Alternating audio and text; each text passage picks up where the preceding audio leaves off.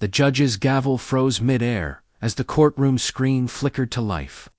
What we were about to see would make a Karen physically drag my 8 months pregnant wife out of an emergency room. Bed not, metaphorically. Literally drag Herbie, 'cause we parked in her spot during a medical emergency. The gasps that filled that courtroom. Nothing compared to the rage I felt watching that security footage for the first time. Before I show you how this HOA president's power trip ended her entire reign of terror, smash that subscribe button, because you need to hear how one hospital security camera brought down a tyrant who thought she was untouchable. This one's gonna blow your mind. Let me take you back to Riverside Grove, one of those cookie-cutter HOA neighborhoods in suburban Ohio, where everyone's lawn has to be exactly 2.5 inches tall, and your mailbox better be approved beige. My wife Sarah and I moved there in 2019 because the schools were good and we were planning to start a family. Enter Patricia Morrison, president of the Riverside Grove HOA for 6 consecutive years. Designer pantsuit. Check helmet hair that hadn't moved since 1987. Check the kind of person who'd measure your grass with a ruler and fine you $20 because it was 2.6 inches. Oh, you better believe it. Patricia had this thing about parking, specifically the guest parking spots near the community center. She'd decided, with zero authority, mind you, that the spot closest to the mailboxes was HER spot.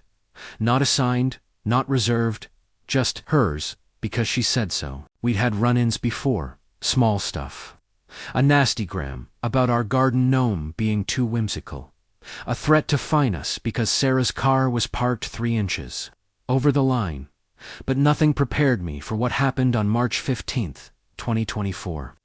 The day everything changed started with Sarah doubling over in pain at 11 p.m. Sarah was 8 months pregnant with our first child. 8 months when she started bleeding. I didn't think, I just moved. Grabbed my keys, helped her to the car, and drove like hell to Mercy General Hospital, 15 minutes away. The ER parking lot was packed. I'm talking every single spot taken except for the handicap zones. I circled once, twice, watching Sarah grip the armrest, her face going pale. So I did what any reasonable person would do. I parked in the fire lane, right by the entrance. Hazards on, ready to move the car the second she was inside. I got Sarah through the ER doors, told the nurse what was happening, and they immediately took her back. The nurse looked at me and said, "Sir, we've got her. Move your car so it doesn't get towed, then come right back." I sprinted to the parking lot, and that's when I saw her, Patricia Morrison, standing next to my car, at 11:15 p.m., in the hospital emergency room, parking lot. "You can't park here," she said. Arms crossed, blocking my driver's door. I blinked. "Patricia, what are you doing here?" "I volunteer at the hospital gift shop. I was leaving and saw your vehicle blocking emergency access. My wife is in the ER. I'm moving it right now. You people think rules don't apply to you." She pulled out her phone. "I'm reporting this to the fire marshal and the HOA board. I'm not gonna lie, almost lost it right there. But I kept my cool, got in my car, and found a spot 3 rows back. By the time I got back inside, I'd already forgotten about Patricia. I should have known better. The ER doctor did an ultrasound and determined Sarah was experiencing something called placental abruption. Basically, the placenta was separating from her uterus. Not common, but serious enough that they wanted to monitor her overnight. Maybe induce labor early, depending on how things progressed. They moved Sarah to a semi-private room in the maternity ward around 1 a.m. She was hooked up to monitors, finally resting, when a nurse came in and said, "Mrs. Henderson, there's someone here demanding to speak with you about a parking violation." I stood up. "You've got to be kidding me." But no. Through the doorway, I could see Patricia Morrison in the hallway, talking to a flustered nurse, waving some papers around. I stepped out and closed the door behind me. "Patricia, what the hell are you doing here? I need your wife to sign this incident report for the HOA. You parked illegally in the fire lane for 17 minutes. That's a $200 fine per the community guidelines. Page 14, Section C. The nurse beside her looked mortified. Ma'am, visiting hours are over, and this is a medical floor. I'm a hospital volunteer. I have access. Patricia turned back to me. I need her signature tonight, because the board meeting is tomorrow, and I'm submitting a formal complaint about your repeated violations. My wife is in the hospital. She's not signing anything. Get out. Patricia's face did this twitch where I could see her mental circuit board just snap. Fine, I'll get it myself. And she pushed past me into Sarah's room. The nurse gasped. I lunged forward, but Patricia was already at Sarah's bedside, slapping the papers down on the tray table, saying, "Sign here and initial here. This is your third violation this year." Sarah, groggy and confused, looked up at this woman who'd just barged into her hospital room at 1 a.m. What? Patricia, get out. I grabbed her arm not hard, just enough to guide her toward the door. That's when she made the worst decision of her life. She grabbed the bed rail, leaned over my wife, and said, "You Hendersons think you're special, but you're not. Sign the paper, or I'm filing a lien against your property." And when Sarah didn't respond, Patricia grabbed her arm and tried to pull her upright.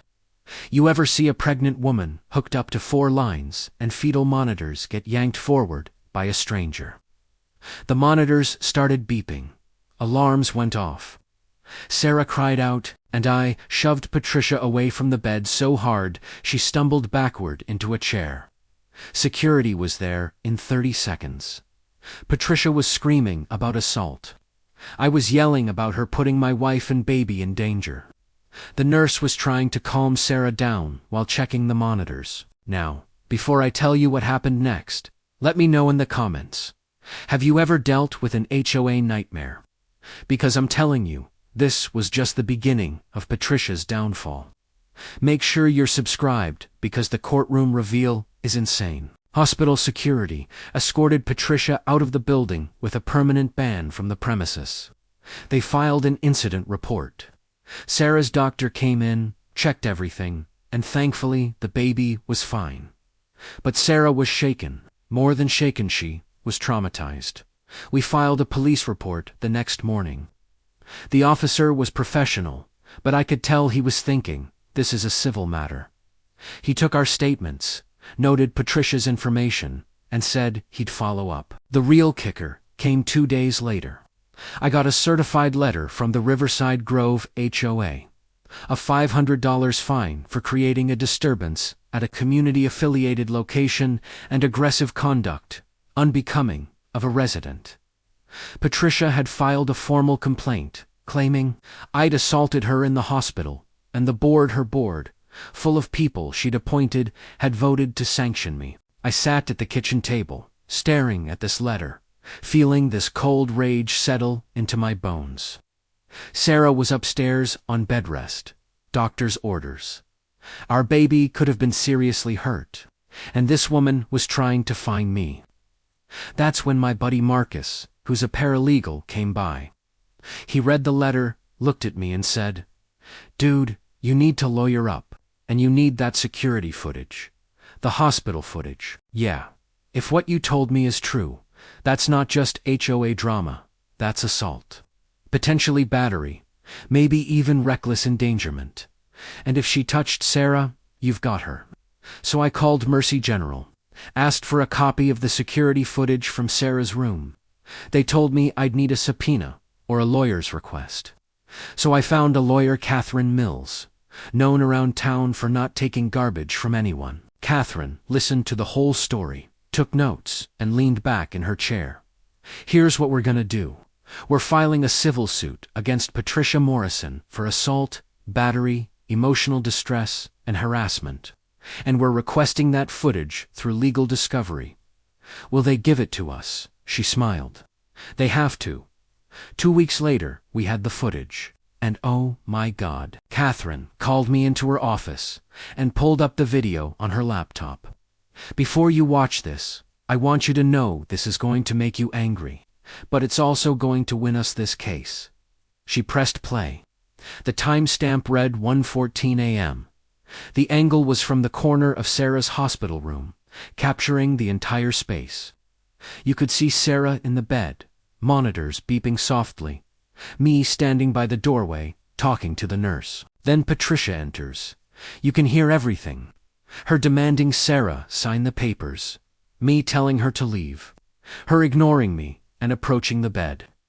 And then clear as day you see Patricia lean over, grab Sarah's arm with both hands, and physically pull her forward. Sarah's face contorts in pain and shock. The monitors start alarming. I step in and push Patricia back, but here's what I didn't see in the moment, because I was focused on Sarah Patricia. After I pushed her away, tried to grab the IV line, like she was gonna yank it out or something. The nurse blocked her.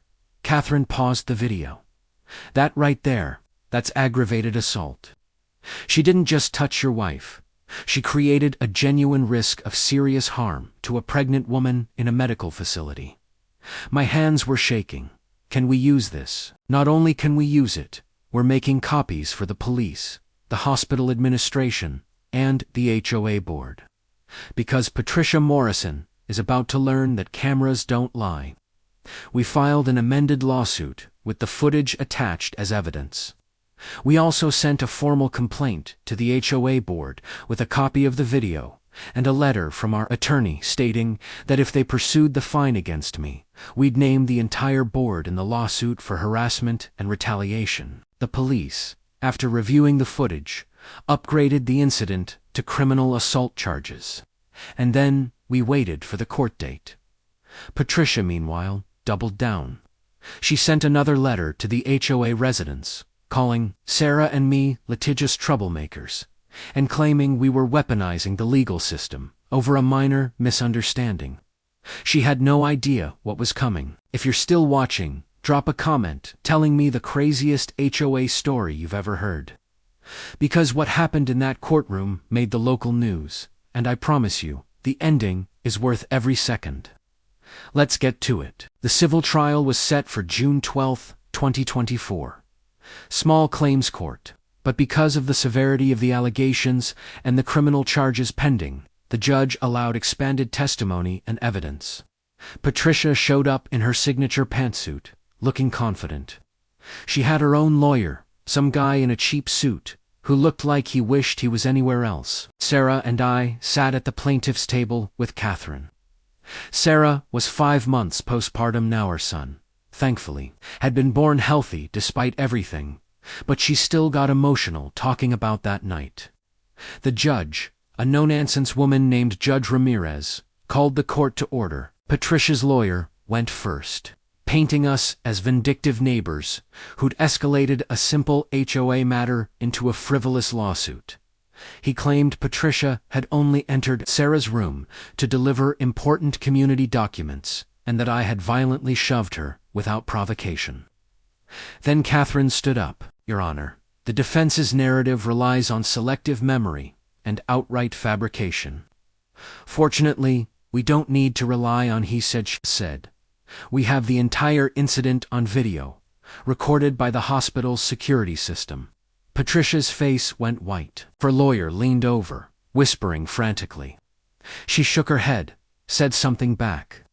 The lawyer looked at the judge and stammered, Your Honor, we weren't made aware of any video evidence. It was disclosed in discovery 3 months ago. Counselor Catherine said smoothly, Perhaps you should have reviewed the case file more carefully. Judge Ramirez looked unimpressed.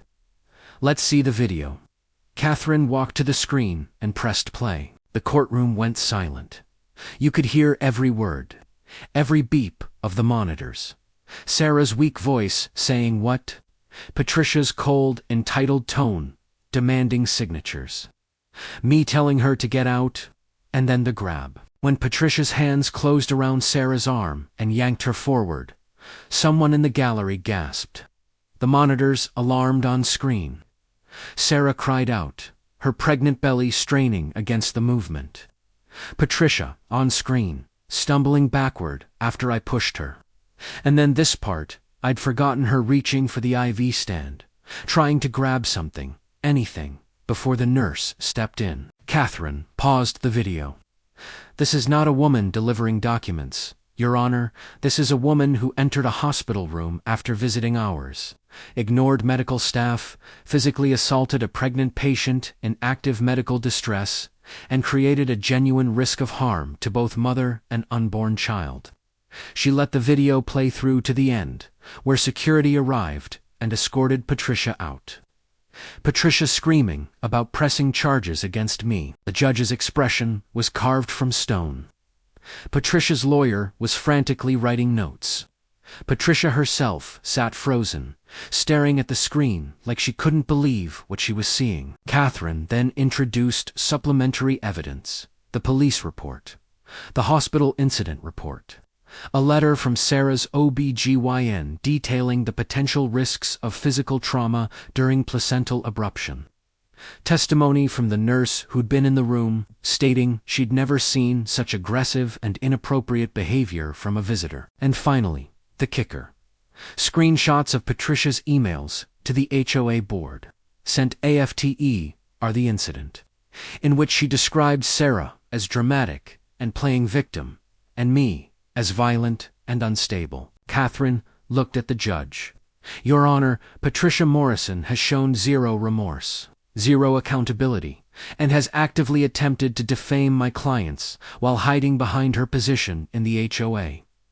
We're seeking damages for medical expenses, emotional distress, and punitive damages to send a clear message that this behavior will not be tolerated." Judge Ramirez turned to Patricia. "Ms. Morrison, do you have anything to say for yourself?" Patricia stood, her voice shaking. "I was just trying to enforce community rules. I didn't mean they were parked illegally. Did you, or did you not, physically grab Mrs. Henderson while she was in a hospital bed?" Silence. "Ms. Morrison, I just needed her to sign. That's a yes or no question." Patricia's lawyer put a hand on her arm. She sat down. The judge made some notes, then looked up. "I'm ruling in favor of the plaintiffs." The courtroom erupted in whispers. Someone in the back actually clapped before the bailiff shushed them. Judge Ramirez continued. "Ms. Morrison, you are ordered to pay $15,000 in compensatory damages to the plaintiffs for medical expenses and emotional distress. Additionally, I'm awarding $25,000 in punitive damages. Your behavior was reckless, entitled, and dangerous." $40,000. Patricia looked like she'd been slapped. Furthermore, the judge said, "I'm issuing a restraining order. You are not to contact the plaintiffs directly or indirectly. No emails, no letters, no HOA communications. If you see them in the neighborhood, you walk the other way. Do you understand?" Patricia nodded weakly. "And one more thing." Judge Ramirez leaned forward. "I'm forwarding a copy of this video and my ruling to the district attorney's office with a recommendation for criminal prosecution. What you did wasn't just a civil wrong, it was a criminal act. We walked out of that courthouse into the summer sun, and for the first time in months, I felt like I could breathe. But the story doesn't end there. The criminal case moved forward. Patricia was charged with assault and criminal trespass. She took a plea deal, 6 months probation, anger management classes, and a permanent record. But the real cherry on top? The HOA board. See, when Catherine sent that video to the board, along with our lawyer's letter, 3 of the 5 board members immediately resigned.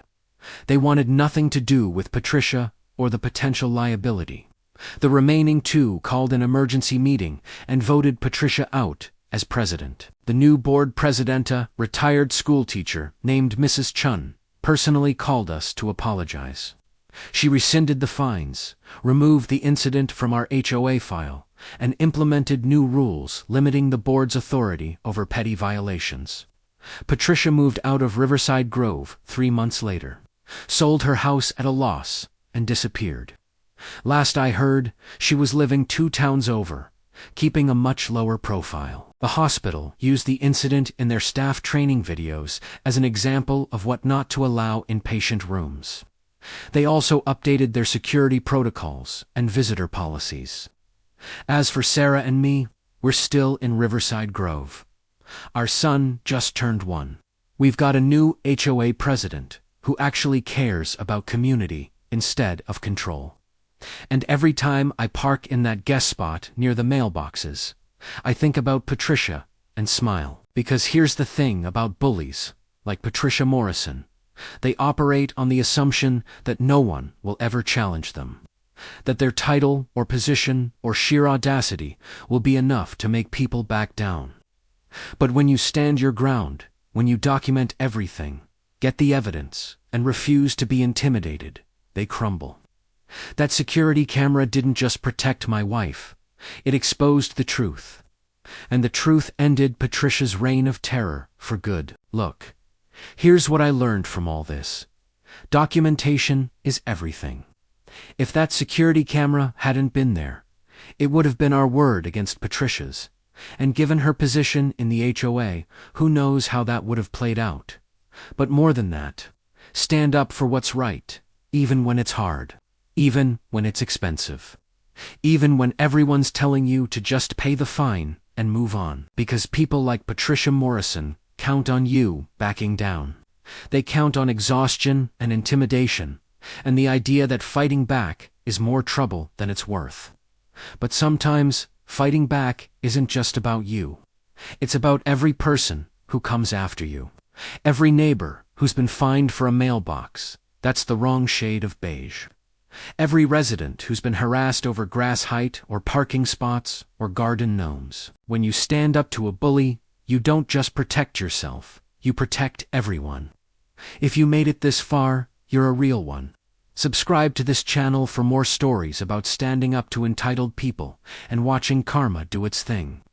Hit that notification bell so you never miss an upload, and seriously drop a comment about your worst HOA experience. I read every single one, and some of your stories are wild. Let's build a community of people who refuse to back down from petty tyrants. Thanks for watching, and remember, always check for cameras. This has been another unbelievable story of entitlement meeting consequences. Patricia Morrison learned the hard way that hospital security cameras don't care about HOA politics.